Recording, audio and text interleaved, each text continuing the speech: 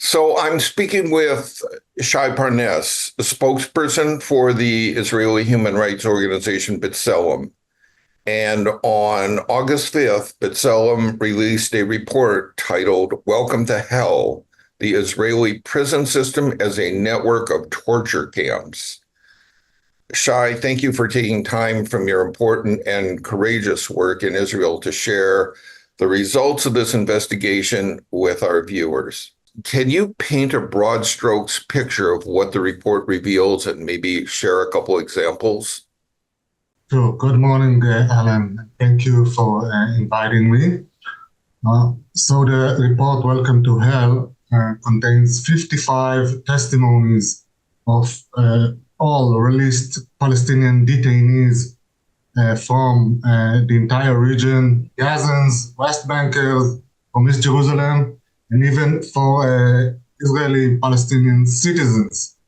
And they were held in 16 Israeli prison facilities, 13 of them by the Israeli prison system, and 3 of them by the military.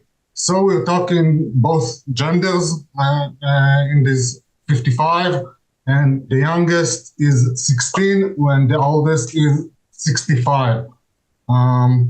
So we're talking about people in different backgrounds, of course, both genders, spectrum of age, different facilities, different times. But what was remarkable, it in some way, they're all telling in rough lines pretty much the same story. They're all saying there was constant beating and violence in the facility. Lack of medical treatment or even mistreatment. They were even saying the same amounts of non-food they got, like in different facilities, about starvation, about lack of sanitations or hygienic supplies, being with the same underwear or shirt for weeks or even months. Overcrowding in the cells. Sometimes in a cell that should contain 6 inmates, there were up to 14. And that's pretty much in the entire testimonies. In some of them, there are even harsher torture, all the way to sexual assault, in the entire spectrum of sexual assault, all the way to rape and inserting objects into people's body parts, and some cases of inmates who were witnessing torture to death of fellow inmates.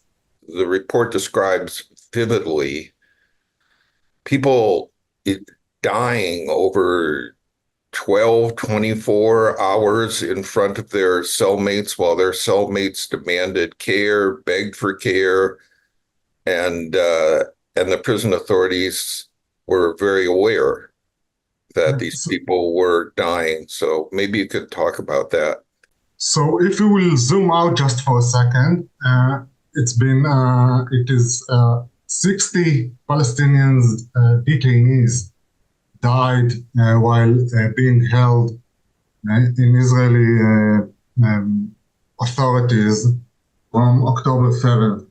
Some of them during transfers from one facility to other, some of them from violence and beatings while they were taken from Gaza to the prison, some of them in prison from being beaten, and some of them from lack of medical treatment.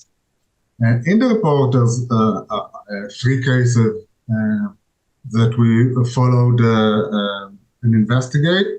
One, as you mentioned, is a prisoner who was even beaten harsher than other prisoners. And he was, as you just said, he was crying for help the whole night while the person telling us about it was in the next cell. And as he described it, when the guards came in the morning for the routine count, and they yelled his name. Nobody answered. So they say, okay, what are you fooling with us? And still nobody answered. So as he described it, they entered the cell, still trying to wake him up, and like even touching him or kicking him, but he was already dead. And then he continues and describes that the medical team came uh, pretty quick, tried to do what they can, but he was already dead. And then they just said, Allah yarahmu, and put him in a body bag. And that's it.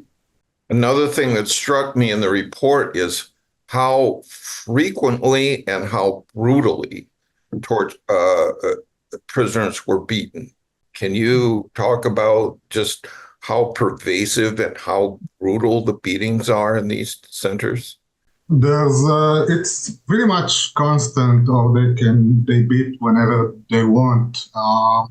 But what's usually in the framework of torture, it's during interrogations to get something from the detainee or to affect him in some reason, for some reason.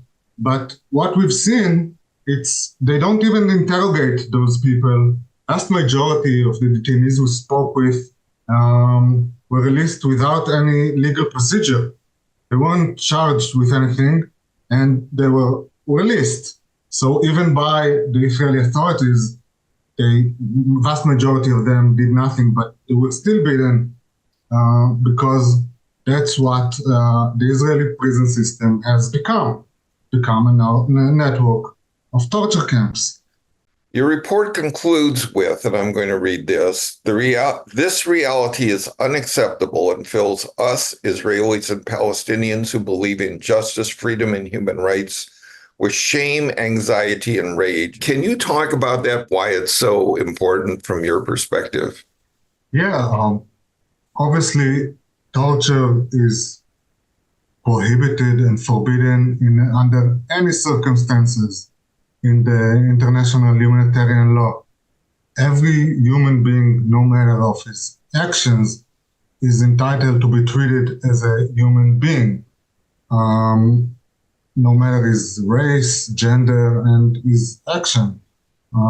It's a principle in international law, and Israel is a part to this anti-torture pact. But as we've seen, torture is still happening around the world and also in Israel. I would have to say about the emotions you speak. If we speak about the staff, who is joint staff, Jewish, Israeli, and Palestinians, yeah, it's anxiety because who knows who's going to be next. And for the Palestinians and what we said about jailing project, but even for Jewish with the full rights, when these tools and this procedure entering the system, you might be next. That's how the prison facilities of Israel now handling prisoners. It's going to be the same procedure, the same staff who will face even Jewish population. I want to thank you for the time to do this interview, but also for the important and courageous work that you and your organization are doing.